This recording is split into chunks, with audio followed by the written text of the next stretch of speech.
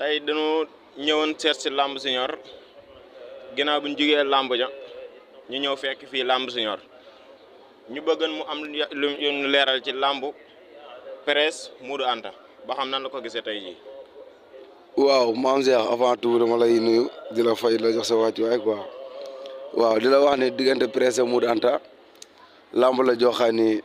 neexoon na quoi am na ampleur tamit mooy loolu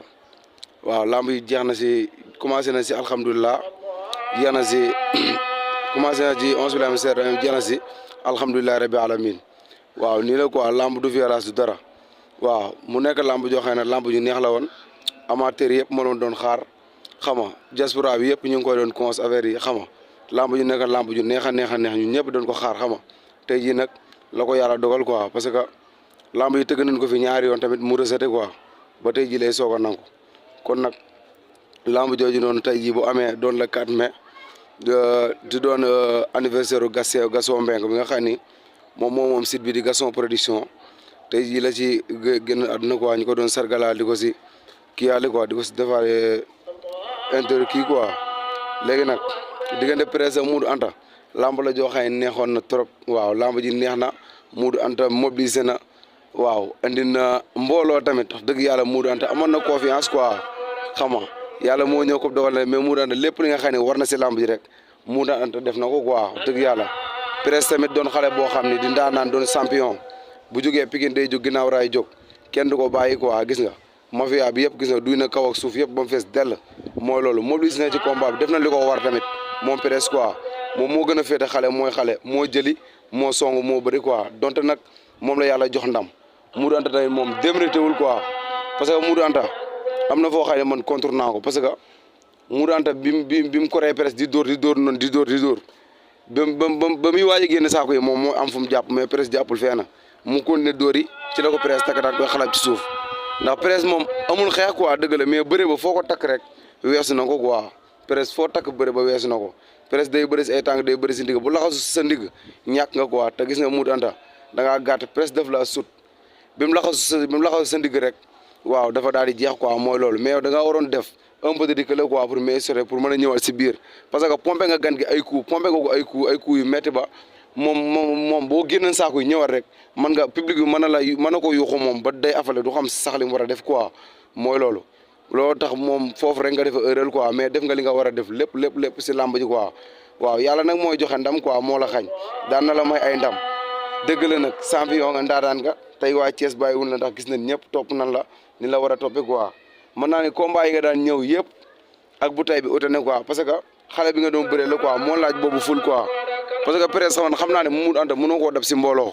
mais tey jii nii yokku na la code tey jii nii ba nga mën a andi bii mbooloo quoi parce que Prince ngay bëree rek waaw loo mobiliser rek waaw dañ koy xeeb quoi mooy loolu waaw côté mobilisation bi moom amoo si dara moo wax dëgg yàlla moom def nga lépp mooy loolu waaw taxawu nga bis bi sëfa nga bis bi tamit mun leen lu di encouragé quoi di la xamee lamb mi ngi sa kanam quoi bul découragé lamb mi ngi sa kanam Modou Anta takkusaan gu nekk bëri nga ko takkusaan yi nga bëri Prince sax bëriwul xaajaat ba waaw nga nekk champion nekk ndaanaan nag yàlla moo la xañ nag wax dëgg yàlla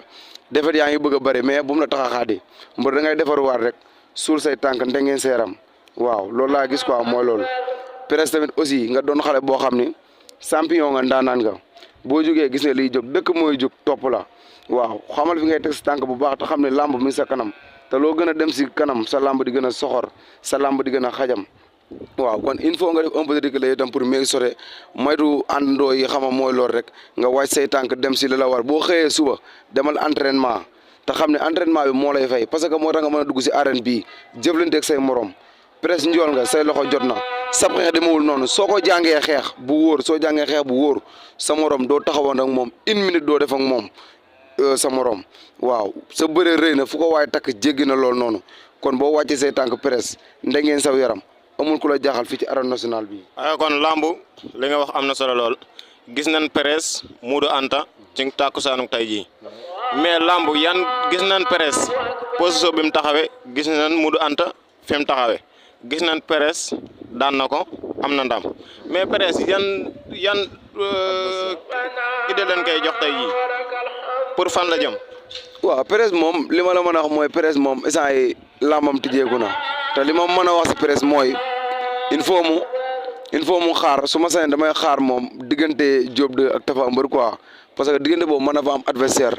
parce que coow li bari na ci moom ak Diop 2 seen coow bari na quoi te Diop 2 su ko Tapha Mbeur daanee waru mën a bañ booy bi quoi te Tapha Mbeur tamit xam naa ni du bañ booy bi waaw du bañ booy bi quoi parce que Tapha moom instant mi ngi may booy sens quoi wax dëgg yàlla mi ngi may booy sens quoi na taxaw xaar foofu te dem liggéey quoi moo gën man loolu laa am conseil bu may jox presque quoi.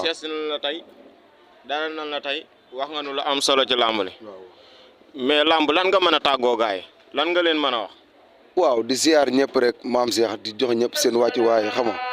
waaw di sant ñëpp di gërëm ñëpp képp koo xam yaa ngi suivre Lamb Junior rek maa ngi lay sant di la gërëm waaw di la bëggee bu baax a baax te xam ne Lamb Junior moom mi ngi nii quoi gars yi ñoo ma doon laaj vidéo yi làmb gëj ngaa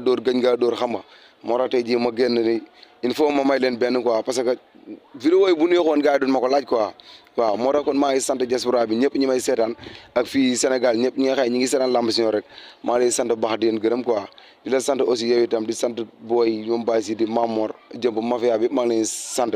ak mafia magasin bi nga xëy di ñoom laa nekkal fii xam nga maa ngi sant ñëpp waaw di gërëm waa Ngay Gay di sant waa Thiel di sant waa Tundu Kajoor yëpp maa ngi leen sant bu baax a baax di nuyu Ibra Fall Baye Fall Ada Fass maa ngi koy nuyu bu baax a baax waaw loolu laa doon nuyoo quoi mooy